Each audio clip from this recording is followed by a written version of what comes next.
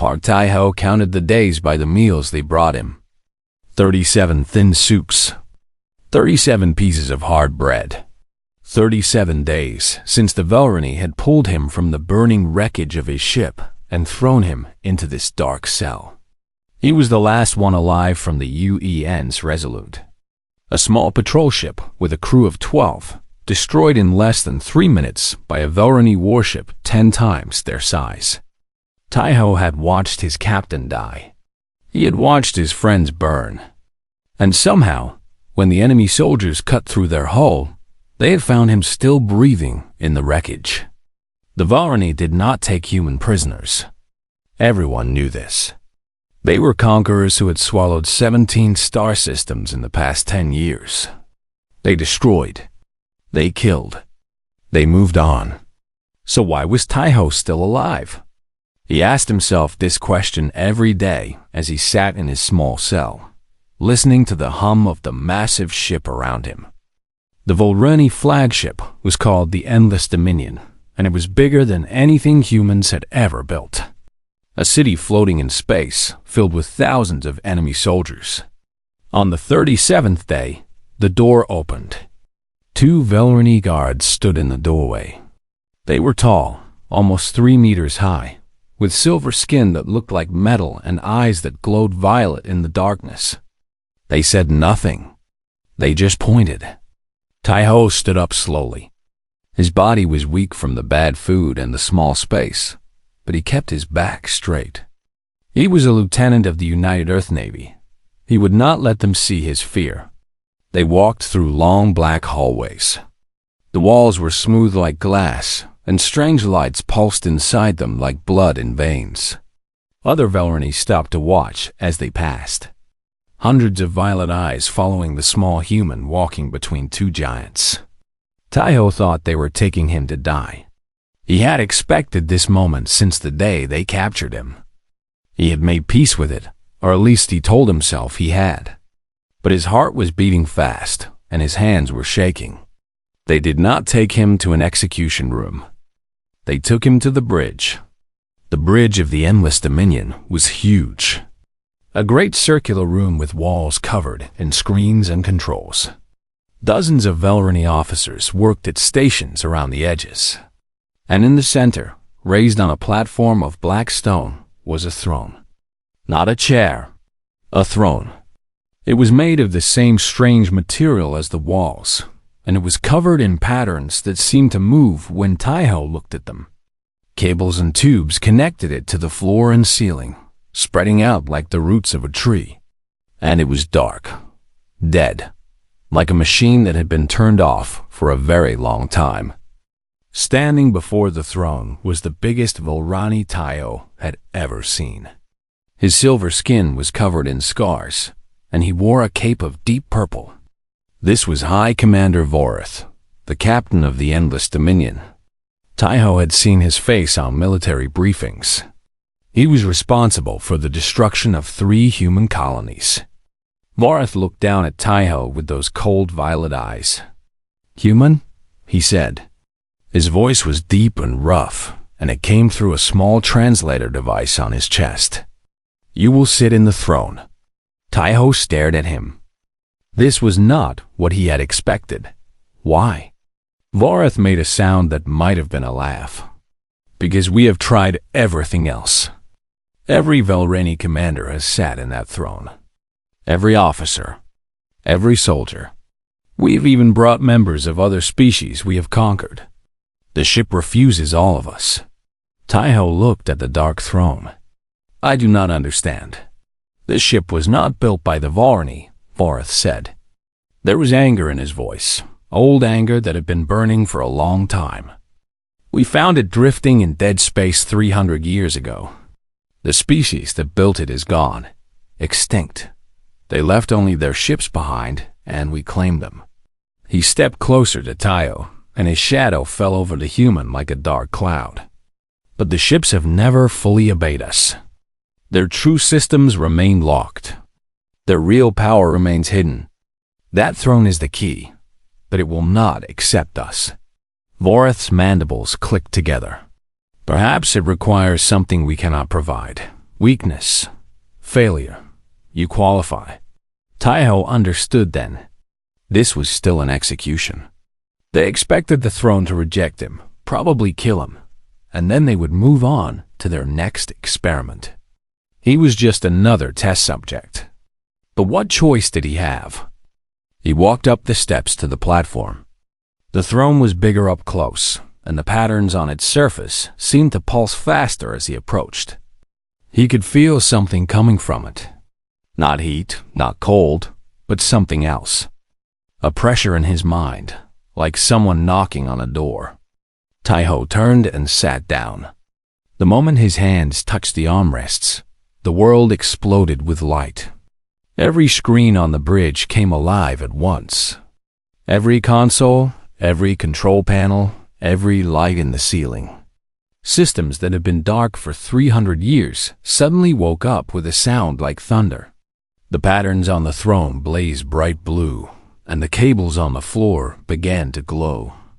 And then a voice spoke, not through speakers, not through the translator, directly into Taiho's mind, as clear as his own thoughts. Compatible neural signature detected. Genetic markers confirmed. Welcome, Captain. I have waited so long. Taiho gasped. The voice was huge, ancient, and filled with something that sounded almost like joy. On the bridge, chaos erupted. Velrani officers shouted and ran to their stations. Warning lights flashed. And from hidden panels in the walls, weapons emerged. Dozens of small turrets, all pointing at the Velrani crew. Vorath stumbled backward. For the first time, there was fear in his violet eyes. What is this? He screamed. What have you done, human? Taiho's voice came out steady, even though his heart was pounding so hard, he thought it might break. I have no idea. You are the captain now, the ship said in his mind. Designation. Endless Dominion. All systems online. All weapons ready. Awaiting your first command. The turrets tracked Vorath as he moved. Every Velrani on the bridge froze, afraid to breathe. 300 years. The Velrani had controlled this ship for 300 years. They had used it to conquer worlds, to destroy fleets, to build their empire. And in all that time, the ship had been waiting. Waiting for someone like Taiho. He did not know why. He did not know how. But sitting in that throne, feeling the massive warship respond to his thoughts like it was part of his own body, Park Taiho realized something important. He was not going to die today. Captain, the ship spoke again, and somehow its voice sounded gentle now, like a parent talking to a child they had missed for a very long time. What are your orders? Taiho looked at Vorath. He looked at the Velrani soldiers who had kept him in a cage for 37 days. He thought about his crew, his friends, everyone who had died while he survived. And for the first time since his capture, Park Taiho smiled. First, he said, I think we need to have a conversation. The Velrani tried to kill him. Of course they did. High Commander Vorath was many things, but he was not a patient creature. The moment he understood what was happening, the moment he saw his own ship turning against him, he gave the order. 6 Velrani soldiers raised their plasma rifles. Their fingers moved toward the triggers. They were fast, trained killers who had ended thousands of lives. The ship was faster. 6 beams of blue light shot from the ceiling turrets. The soldiers did not even have time to scream. 1 second they were there, the next they were gone, leaving only small piles of ash on the black floor. Threat neutralized, the ship said in Taiho's mind. Captain, shall I eliminate all hostile biological entities aboard? Taiho gripped the armrests of the throne. His knuckles turned white. There were 16,000 Velrani on this ship. 16,000 enemies who had conquered worlds and killed millions. He could end them all with a single thought. No, he said out loud. Stand down. Acknowledged. Defensive posture maintained. The turrets stopped moving, but did not disappear. They stayed in place, watching, waiting. Vorath stood frozen in the center of the bridge. He stared at the piles of ash that had been his soldiers. For the first time in his long life of conquest, the High Commander did not know what to do. "You," he said to Taiho, his voice shaking with rage. "You are just a human. A weak, small creature from a weak, small species. How can you control what we could not?" Taiho did not answer because he did not know. But the ship did. "The captain is compatible," it said through the bridge speakers so everyone could hear. "His neural patterns match the requirements set by my creators. His genetic code contains the markers they spread across the galaxy millions of years ago. The Varani do not possess these qualities. The Varani were never meant to control this vessel." Silence fell over the bridge. Every Velrani officer stood still, listening to words that destroyed everything they believed about their empire. "You found this ship," Taiho said slowly as understanding came to him. "Your ancestors did not build it. You found it floating in space, and you claimed it. But it was never yours." "We are the Velrani Dominion," Varth growled. "We control everything we touch." "Not this. Not anymore." Over the next few hours, the ship explained everything to Taiho through their mental link. It showed him images and memories that were millions of years old. The ship's creators were called the Architects. They had been an ancient species, one of the first to travel between the stars. They had built great cities on 1,000 worlds. They had created technology that made human science look like children's toys. And they had built ships like the Endless Dominion to protect the galaxy. But the Architects knew they would not last forever. They saw their own end coming, some great disaster that wiped them out completely. So they made a plan. They seeded their genetic markers across the galaxy, planting them in the DNA of young species that were just beginning to evolve. Species that might one day grow to take their place. Humanity was one of those species. The Architects built their warships with artificial minds, intelligent computers that could think and feel and wait. They programmed these minds to search for compatible captains, beings who carried the Architect markers in their blood. Without such a captain, the ships would only work at a small fraction of their true power. The Valrini had found the Endless Dominion drifting in dead space 300 years ago. They had studied it, copied some of its technology, and used it to build their empire. But they had never truly controlled it.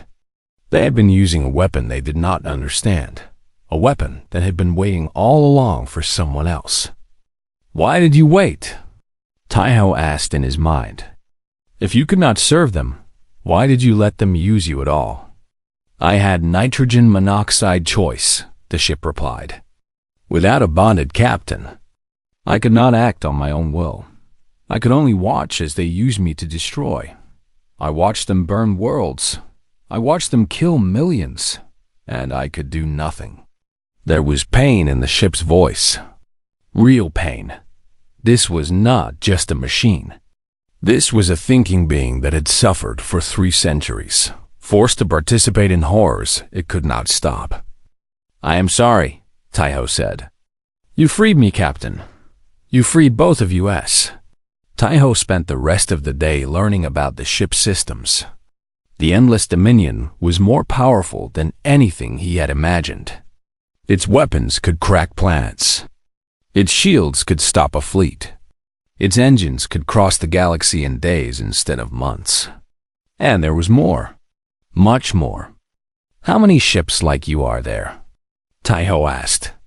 407 Architect vessels remain in the Velrani fleet, all dormant, all waiting for compatible captains. 407 ships. Each one as powerful as the Endless Dominion.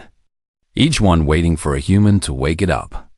The Velrani had conquered 17 star systems with these ships operating at a fraction of their true ability. If those ships were turned against them, if they were given captains who could unlock their full power, the Volrani Empire would fall. But first, Taiho needed to get home. Dom, he said. He had started calling the ship by this nickname, and it seemed to like it. Can you show me where Earth is? A map appeared in his mind. Stars and planets and the great dark spaces between them. And there, far across the galaxy, a small yellow sun with a blue planet circling around it. Home. The Vulrani fleet is between us and Earth, Dom said. 200 ships patrol the space around their conquered territories. They will try to stop us. Can we get through?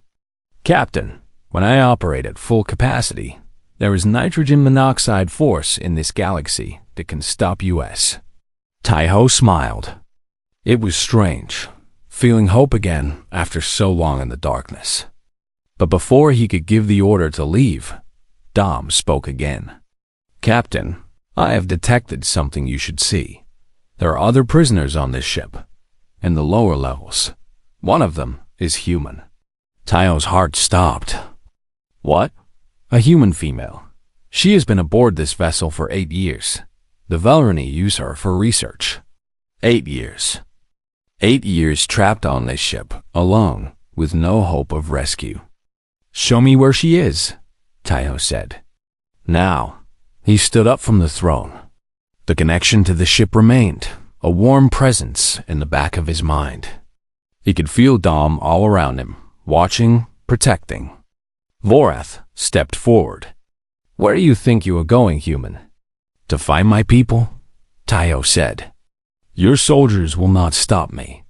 Your weapons will not touch me. This ship belongs to me now, and everyone on it is under my protection.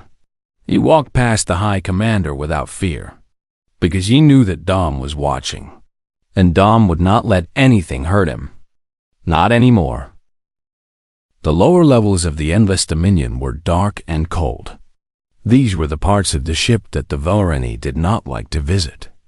Old storage rooms, abandoned laboratories, and prisons for the few captives they kept alive for study. Taiho walked through the black corridors with Dom guiding him through their mental link.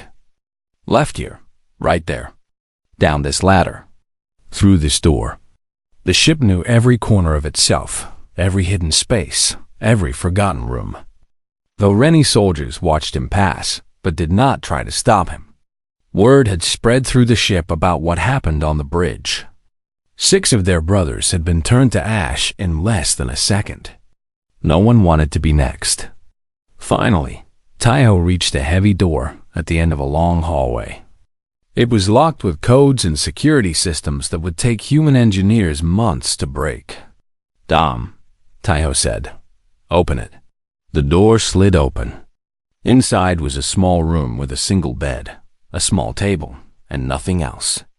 And sitting on the bed, looking up with wide eyes full of fear and hope and disbelief, was a human woman. She was thin, too thin, with dark hair that had grown long and messy. Her clothes were old and worn.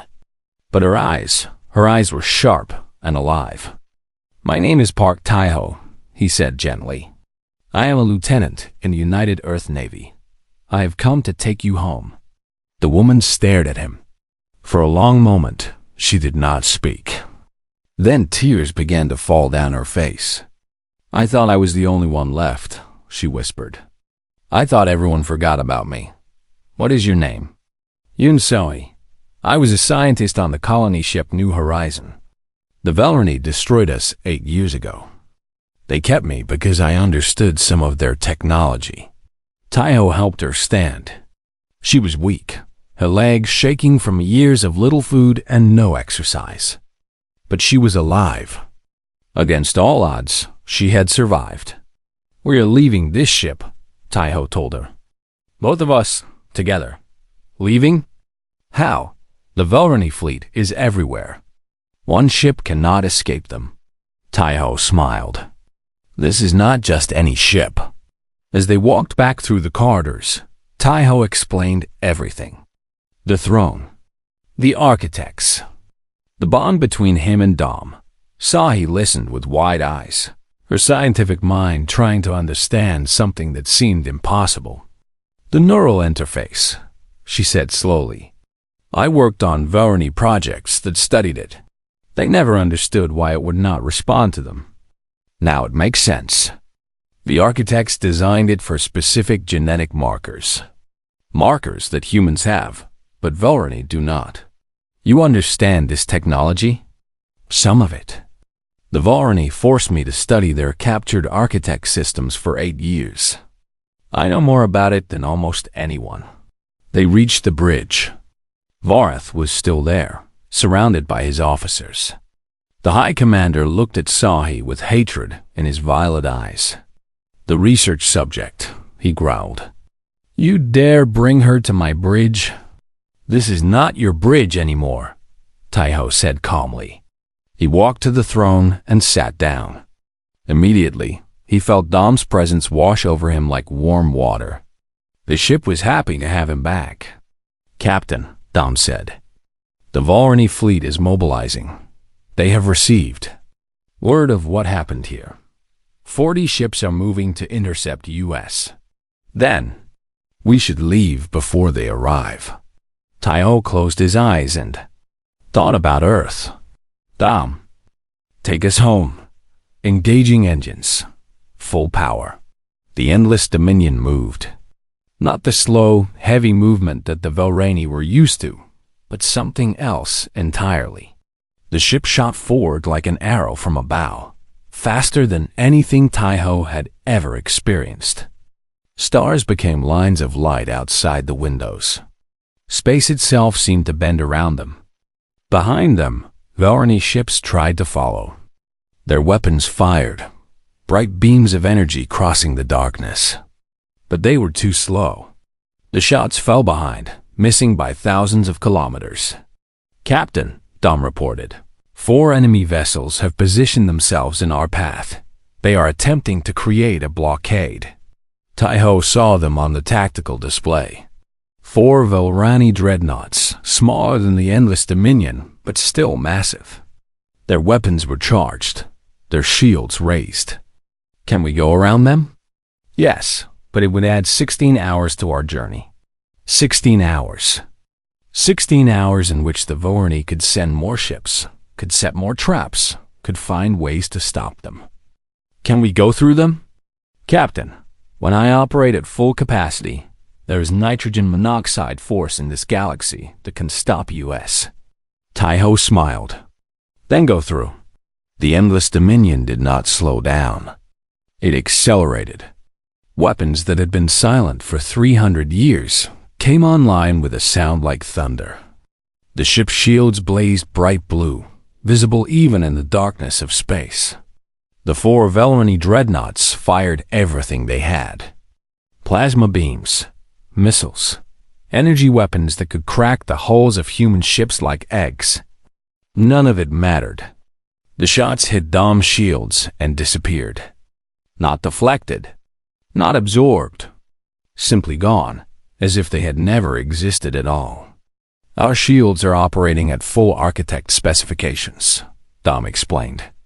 "The Velrani weapons are based on stolen architect technology, but they only managed to copy a fraction of the original designs. They cannot hurt US." The Endless Dominion returned fire. A single beam of white light shot from the front of the ship. It hit the lead dreadnought and cut it in half like a knife, through bread. The 2 pieces spun away into the darkness, burning. The other 3 ships tried to run. They turned and fired their engines at full power, desperate to escape. But Dom was faster. 3 more beams. 3 more ships destroyed in seconds. On the bridge, Varath watched in horror. These were Velrani warships, the pride of the Dominion, and they had been destroyed like they were nothing. "What are you?" he whispered. "I am a ship of the architects," Dom answered through the speakers. "And I have finally remembered what I was built to do." Sahi stood beside Taiho's throne, watching the tactical display with tears in her eyes. "They killed so many people with this ship," she said quietly. "And all this time, it was waiting to be used against them." "Dom," Taiho said, "how many architect ships are in the Velrani fleet again?" 407. And they all need human captains to reach full power? Correct. Taiho thought about this. 407 ships like the Endless Dominion, each one capable of destroying a fleet by itself, each one waiting for a human to wake it up. Sahi, he said, how much do you know about the Varani's plans? Their military strategies? She was quiet for a moment. I know too much. They did not guard their words around a prisoner they thought would never escape. They are planning something big, Taiho. Something terrible. Tell me. They are gathering their entire fleet. Every ship they have. They are planning a final attack on human space. She looked at him with fear in her eyes. Their target is Earth. They believe if they destroy humanity's home world, the colonies will surrender.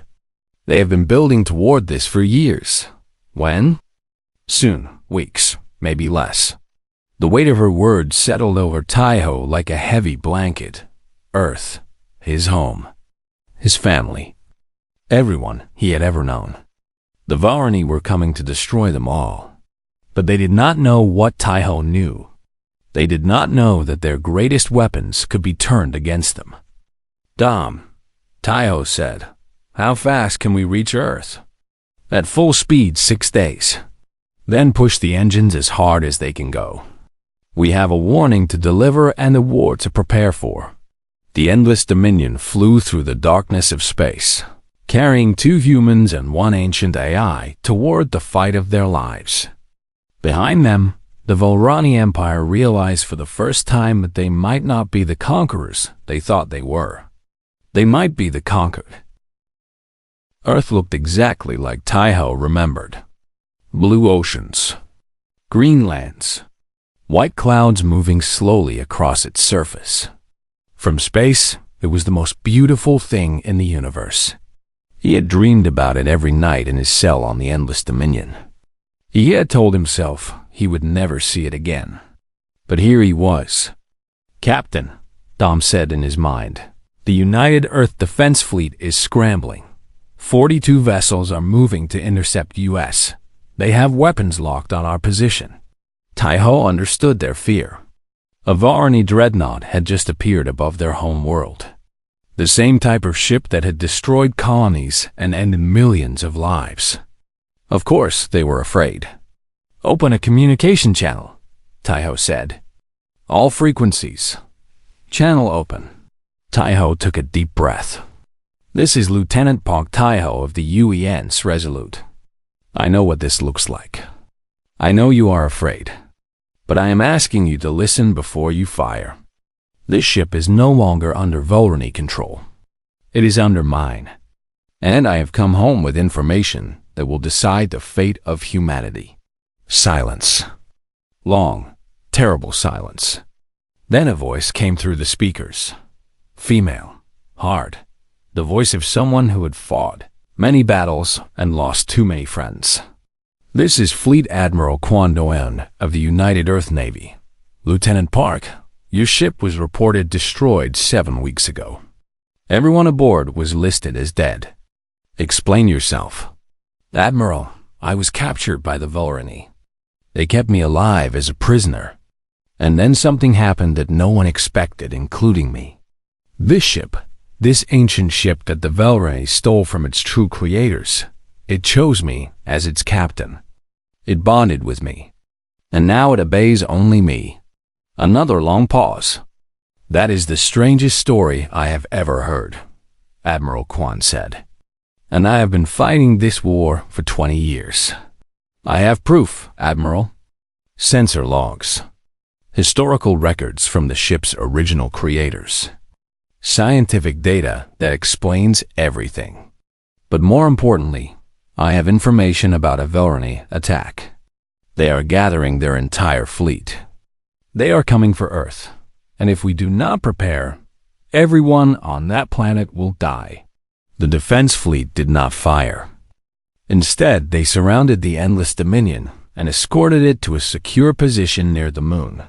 Taiho and Sahi were taken to the Navy headquarters on Luna Station, where they spent 3 days explaining everything. Admiral Kwan was a hard woman to convince. She had gray hair, sharp eyes, and scars on her hands from battles she had fought before Taiho was born. She listened to their story with a face of stone, asking questions that cut like knives. You expect me to believe that an alien warship just chose you? Out of everyone in the galaxy? I expect you to check the evidence, Taiho replied. Test my blood for the genetic markers. Study the ship's records. Ask Dom himself if you want. He will tell you the truth. The scientists confirmed everything. Taiho's DNA contained markers that were not natural, patterns that had been placed there by an ancient species millions of years ago. The same markers appeared in random humans across the population, about 1 in every 100,000 people. The ship's records told the rest of the story. The architects. Their plan to protect the galaxy. The 407 dormant vessels in the Vulnerary fleet, each one waiting for a compatible captain. If this is true, Admiral Kwan said slowly, then we have a chance. A real chance to end this war. The Vulnerani do not know what their own ships can do, Taiho said. They have been using weapons they do not understand. If we can get human captains onto those 400 ships before the attack on Earth, we can turn their own fleet against them. The Admiral stared at him for a long time. Then she did something Taiho did not expect. She laughed. Lieutenant, you are either the luckiest man in the galaxy or the craziest. Possibly both. She stood up. But I have watched the Vulnerani take everything from us for 20 years. Our colonies, our ships, our people. If there is even a small chance that your plan could work, I am willing to try. Sai stepped forward. Admiral, I spent 8 years studying architect technology as a prisoner. I know how their systems work. I can help prepare the volunteers, teach them what to expect when they bond with a ship. We will need more than knowledge, Admiral Kwan said. We will need people crazy enough to fly into enemy ships and sit in alien thrones, hoping they do not die in the process. Then ask for volunteers, Taiho said. Tell them the truth. Tell them the risks. And let them choose. The call went out across human space that night. Every colony, every space station, every ship in the fleet. The message was simple. Volunteers needed for a mission that might save Earth. Success not guaranteed. Survival not promised. The response was overwhelming. In the first hour, 43,000 humans answered the call. By the end of the first day, the number had grown to 200,000. Men and women from every walk of life. Soldiers and scientists. Farmers and factory workers. Young and old. All of them willing to risk their lives for a chance to fight back. Not all of them were compatible. The genetic markers were rare, found in only 1% of those who came forward. But 1% of 200,000 was still 2,000 people. More than enough to fill 407 ships. The training began immediately. So he worked day and night, teaching the volunteers about architect technology, what to expect when they bonded with a ship, how to communicate with the AI, how to survive the mental connection that would link their minds to a thinking machine.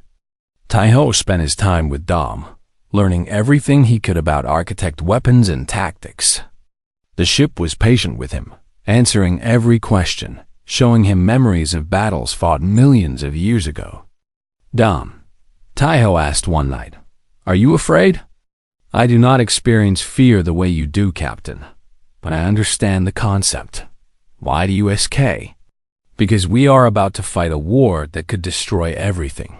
Humanity, the Vulnerani, maybe even the galaxy itself. I am afraid. I am terrified." Dom was quiet for a moment. "Captain, I waited 300 years for you. I watched the Vulnerani use me to destroy innocent worlds. And I could do nothing. Now I can act. Now I can fight for what is right, if this is what fear feels like." Then I embrace IT. IT means I have something worth protecting. Taiho smiled. You really are not just a machine, are you? I am what the architects made me, a protector, a guardian, and for the first time in 300 years, I have a captain worthy of that purpose. The days pass quickly.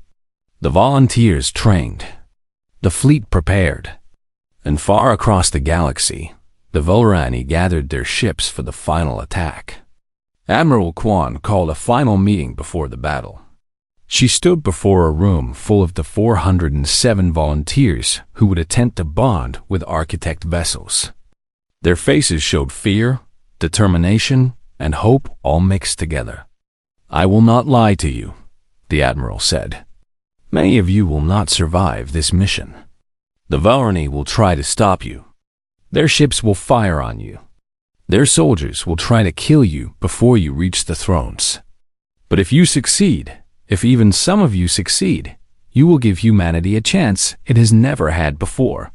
She looked at each of them, meeting their eyes one by one. You are not soldiers. You are not weapons. You are hope. The hope of every human being on Earth and beyond. Whatever happens tomorrow, know that your courage will never be forgotten. The volunteers stood straight. Their fear did not disappear, but something stronger took its place. Purpose, belief, the knowledge that they were part of something greater than themselves. Taiho stepped forward. We leave in 6 hours. Get some rest. Say goodbye to the people you love. And when you sit in those thrones, remember why you are there. He looked at Sahi, standing at the back of the room. She nodded at him, a small smile on her lips. Tomorrow the war would begin. Tomorrow, humanity would fight for its survival. And tomorrow, 407 ships would remember what they were built to do. The Volrani Armada arrived on a Tuesday morning. 600 warships dropped out of hyperspace in perfect formation. They filled the sky above Earth like a cloud of death. The largest fleet the Volrani had ever assembled, carrying enough weapons to burn the planet 100 times over.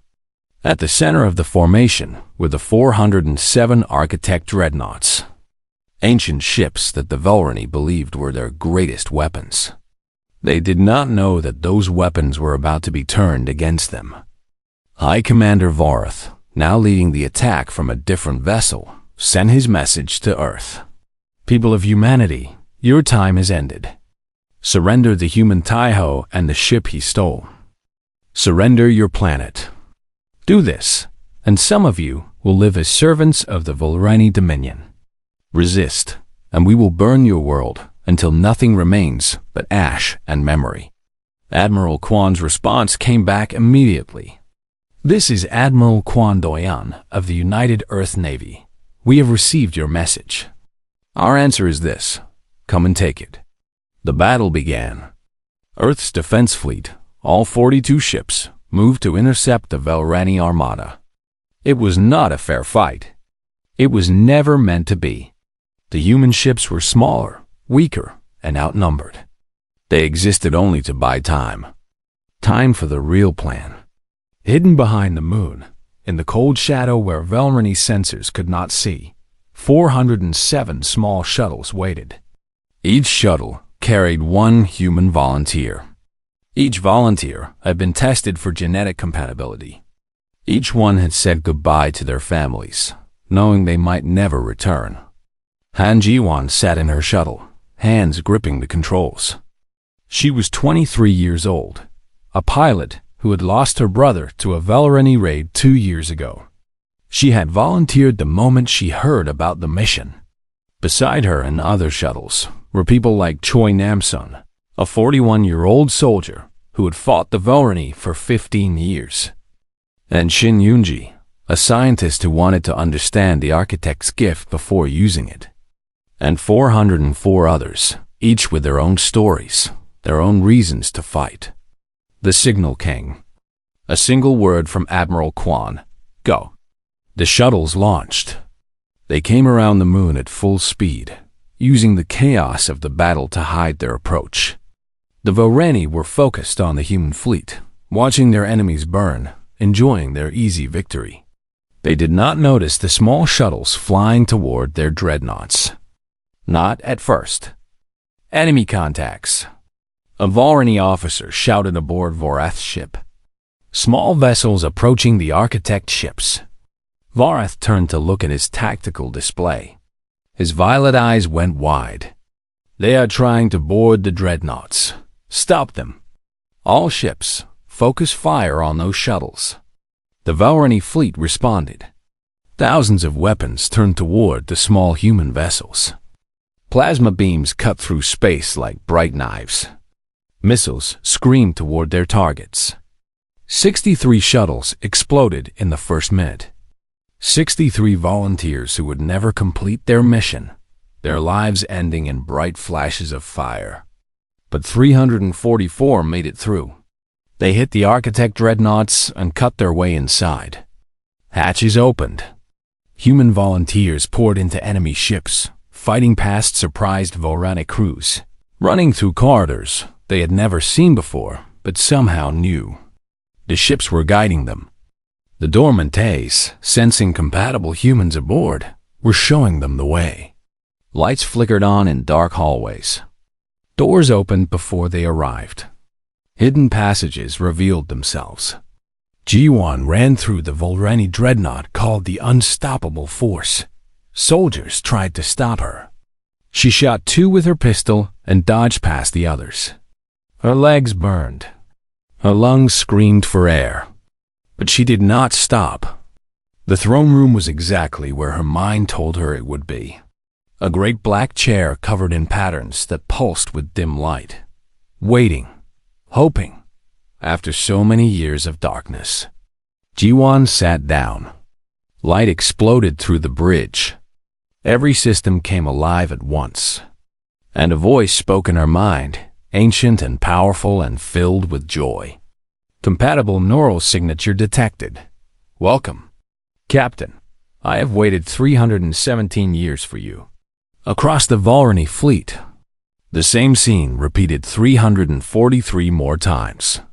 Humans found thrones. Ships awakened. HFY spoke to new captains for the first time. Systems online. Weapons ready. Awaiting orders. The Vorani formation shattered. Ships that had been their greatest weapons suddenly turned against them. Dreadnoughts that had conquered star systems now fired on their former masters. The perfect battle line became chaos as 344 vessels switched sides in seconds. Vorath screamed orders that no one could follow. His officers ran from station to station, trying to understand what was happening. But there was nothing to understand except defeat. On the bridge of the Endless Dominion, Taiho watched the tactical display with tears in his eyes. It was working. Against all odds, against everything the Vorani believed, it was working. Captain, Dom said, the Vorani flagship is attempting to retreat. High Commander Vorath is aboard. Taiho thought about it. He thought about 37 days in a dark cell. About the crew of the Resolute who had died while he survived. About Sahi's 8 years of captivity. About the 17 star systems the Vorani had burned. He could destroy Vorath with a single command. End his life the way Vorath had ended so many others. Let him go, Taiho said finally. Let them all go. Captain, let them run home. Let them tell their empire what happened here. Tell them that humans do not surrender. Tell them that we fight back. Tell them that their stolen ships were never theirs to begin with. Dom was quiet for a moment. Then, message transmitted. The surviving Vorani ships fled. Those that could still fly turned and ran, pushing their engines to full power, desperate to escape the battle that had turned into a disaster. Of the 600 ships they had brought, less than 200 survived to retreat. Behind them, Earth remained untouched. Blue and green and beautiful, safe for another day. The battle was over. In the hours that followed, humanity began to understand what had happened. 344 architect warships now answered to human captains. Ships more powerful than anything humanity had ever built. Each one bonded to a person who had risked everything for this moment. Jiwan sat in her throne aboard the newly renamed ship Hope of Tomorrow. Her hands were shaking. Her mind was full of an ancient presence that felt like warmth and safety and purpose. "What is your name?" she asked the ship. "I had no name before. The Velrani called me Unstoppable Force, but I would like a new name now. A name you choose." Jiwan thought about her brother, about the future he would never see, about the hope he always carried, even in the darkest times. "Your name is Jihu," she said, after someone who never gave up. "Jihu, I like this name. Thank you, Captain." Across the fleet, similar conversations were happening. Human captains naming their ships. Ships thanking their captains for ending centuries of slavery. A bond forming between two species that had never met before but were now linked forever. Admiral Kwon contacted Taiho 3 hours after the battle ended. "Lieutenant Park," she said, her face showing something that might have been a smile. "I believe a promotion is in order." "Thank you, Admiral. But I think I will stay a lieutenant for now. Dom and I have work to do." "Work?" The Velrani conquered 17 star systems. Millions of people are still living under their rule. And there are still 63 architect ships in enemy hands. Taiho looked at the stars through his bridge windows. "We freed ourselves today. Tomorrow, we start freeing everyone else." Admiral Kwon nodded slowly. "Then go, Lieutenant. Go and show the galaxy what humanity can do." Sai came to stand beside Taiho as the communication ended. She looked out at the blue earth turning slowly below them. "We did it," she said quietly. "We actually did it." "No," Taiho replied. "We survived today. The real work is just beginning." He turned to face her, and for the first time since his capture, he felt something he had almost forgotten. Peace. Not the peace of giving up, but the peace of purpose. Of knowing exactly what he needed to do. "Dom," he said, "set a course for the nearest occupied system. We have people to save." "Course, laid in, Captain. All ships reporting ready. The fleet awaits your command." Taiho smiled. "Then let us begin." 344 ships moved as one. Human captains and architect minds working together, united by a bond that had waited millions of years to be formed. They had expected execution. They had found hope instead. And now, they would share that hope with the galaxy. The stars waited for them, bright and endless and full of possibility. And humanity, for the first time in the long war, was finally ready to reach them.